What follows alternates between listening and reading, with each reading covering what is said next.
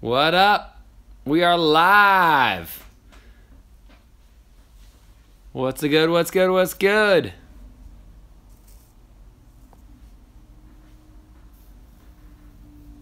Tell my followers. People are showing up. What up? What up? What up? Welcome, welcome. Oh yeah, we're streaming in here. I love it. I'm running on two phones here. So, Facebook, say hey to Instagram. Instagram, say hey to Facebook.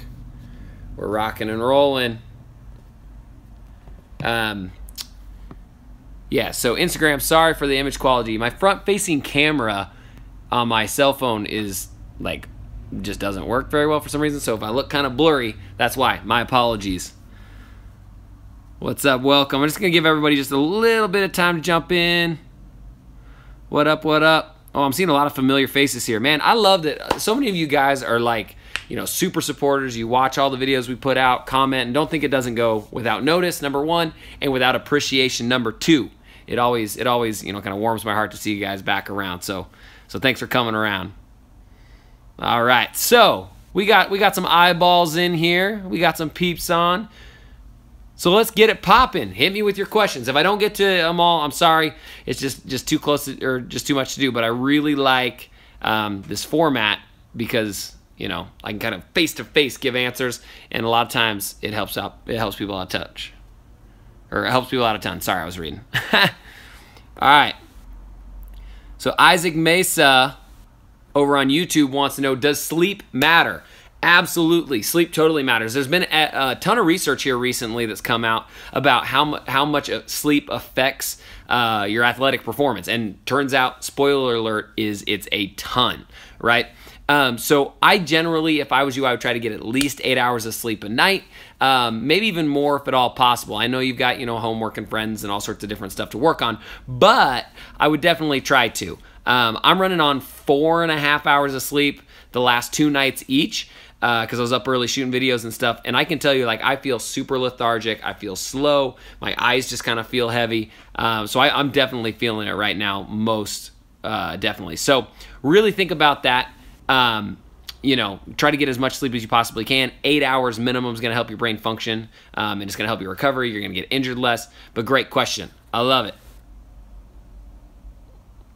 All right, so Not 9416 wants to know, does it hurt your chances of getting into a college if you're still playing JV in 10th grade? Absolutely not, my man. You know, a lot of people are, number one, athletic late bloomers. Number two, you know, maybe you haven't grown yet as much. And there's nothing wrong with being a sophomore on JV. There's a lot of high school programs that don't even bring players up to JV until they're juniors. So I wouldn't worry about it. If you're a sophomore on JV, that means you're on the right track. Still plenty of time to develop, still time to work on your game, still time to get that college scholarship. And where you're at now has nothing to do with where you're going to be, right? That's one thing that a lot of people, you know, see, is they see a lot of these super high-level players that are on varsity as a freshman or whatever it is, and that's just not typically the case. Most college basketball players aren't on varsity as a freshman, so no big deal, right? Keep doing your thing, keep grinding, keep getting better, and good things will happen. I guarantee it. All right, let's see here. Can you do Clyde Drexler jump shot? From Cassius GD. Man, this is one of my all-time favorite requests. I was actually a huge Clyde Drexler fan growing up. He played for the Trailblazers when I was really little, and then played for the Rockets when I was kind of like super into the NBA. So good suggestion. The only thing that sucks about some of those old-time guys and doing breakdowns is it's really hard to find footage, especially from back in the day when they didn't shoot very many three-pointers. So it's something I could maybe do, but not making any guarantees because it might be hard to find all the footage. But I like where your head's at. I love me some Clyde. All right, Adrian wants to know, is the mic and drill good? I think it's good. I think it's good for working on your touch, your finishing, putting a little bit of spin on the ball once it hits the glass. And I mean, you can make it harder depending on how you kind of switch it up.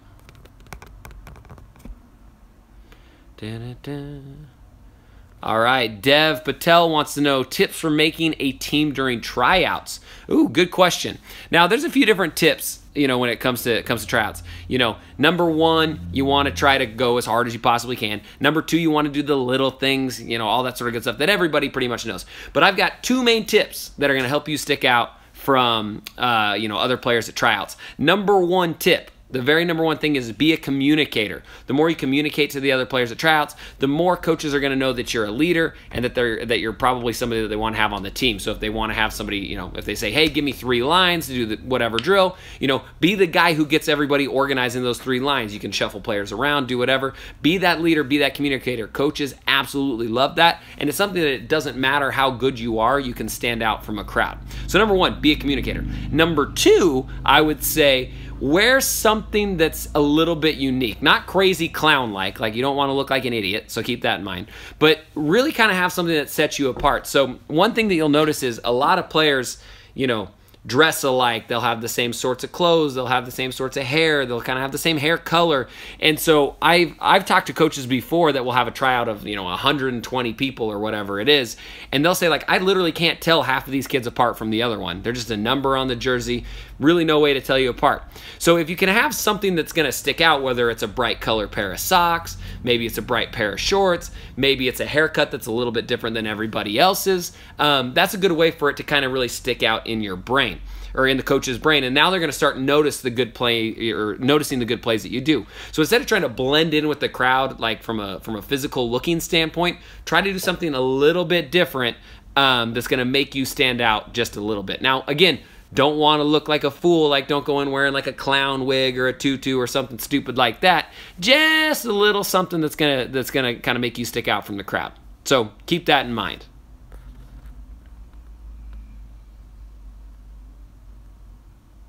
All right, what else we got? Dude, you peeps are awesome. I'm seeing hearts and likes left and right over here.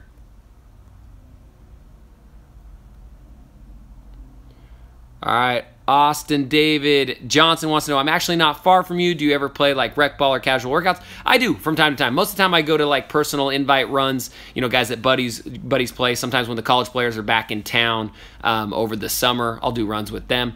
But really, I don't really go to mini, just kind of wide open runs. Most of the time the ball's not that great, and I'm afraid of getting hurt. So I don't do that a ton.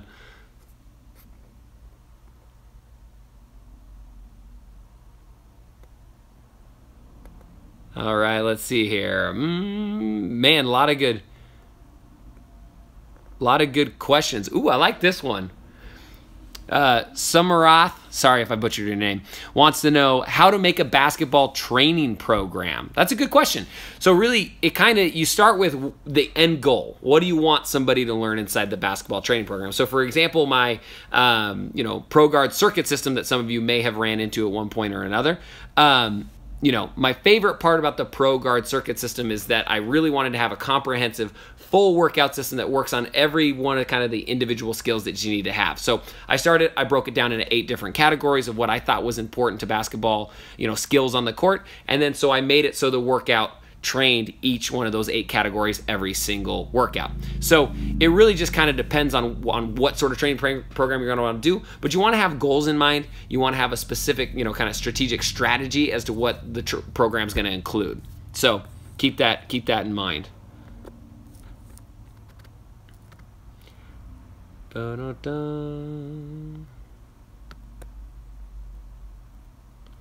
right.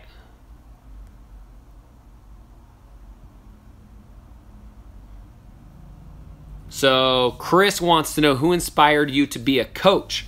That's a good question. I'm not really sure I had any inspiration to necessarily be a coach. I was originally a teacher. I really love teaching. I've always loved teaching. I've always loved kids. I've always loved athletes and athletics.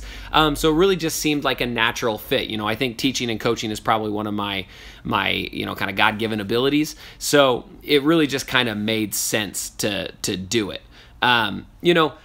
I love education of basketball, and it's crazy how when you get the right keys or the right points or the right clues that you can make really big strides that you didn't even know were possible. And so the reason why I kind of started to get into skill development and be a shooting coach is because I really felt like there wasn't enough people out there that were just giving players options and helping players find their specific jump shot rather than just kind of the cookie cutter B form that everybody learns in elementary school.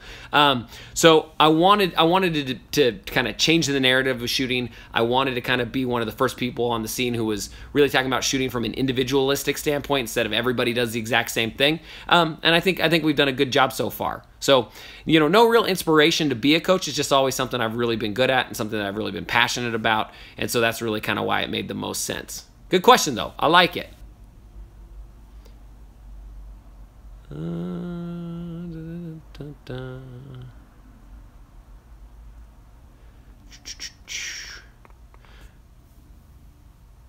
All right. So Matthew wants to know, I didn't get good grades freshman year, and sophomore year I can still, and now he's a sophomore, can I still turn it around and get a D1 scholarship? For sure. No 1 year is going to bury you. I mean, if you didn't get good grades, that's unfortunate, but you can always come back from that and bring that grade point average up. The very worst thing you can do if your grades are low is just to, you know, pack up the tent, call it a day, and just give up, because, you know, your academics are like anything else. You know, if you have to work harder for it to get through, that's just what you have to. That's just what you have to do.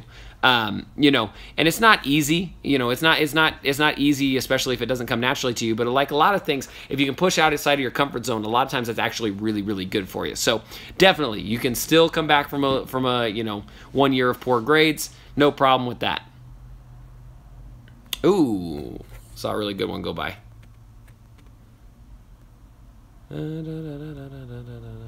All right, so Malik Giles wants to know, explain the palm rotation. So the palm rotation is basically just the idea of when you're getting ready to shoot that your shooting hand is on the side of the ball instead of on the top or on the back. Let me grab this basketball real quick.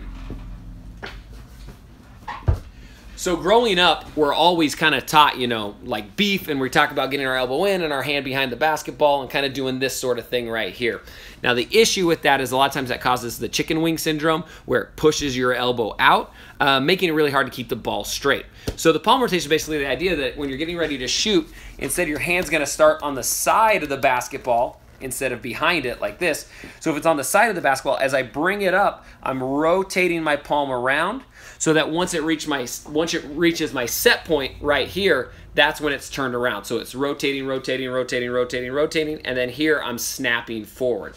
Now, it doesn't work for everybody, but it works for a lot of players. Steph Curry uses it quite a bit. James Harden used to use it, but it seems like his hands may be starting to slide a little bit up the ball. But I use it quite a bit, and especially because the chicken wing was my biggest issue growing up. It was something that I fought over and over and over again.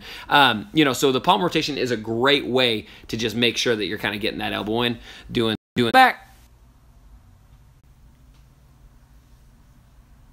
What? Is this a new video? Sorry, I lost my internet connection. I'm back.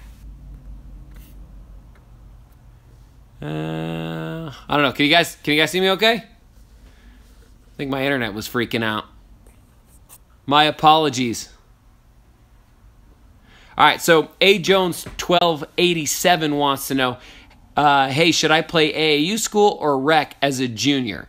So I would try to play as much as you possibly can, right? The more basketball you play, the better you're going to be. So if you can play school, AAU, and rec, that's great. You know, if you had to kick one, I would kick rec, depending on what your goals are. If you're just trying to have some fun with some friends, then rec's probably a good option. If you're trying to get a scholarship or trying to go to the highest level you can, then you probably want to do more of the AAU school route. So definitely kind of works or depends on what you want to do. All right. How much time we at? I think we're about 12 minutes. I gotta bust out of here. You guys are awesome. Thanks so much for watching. Tune into another episode.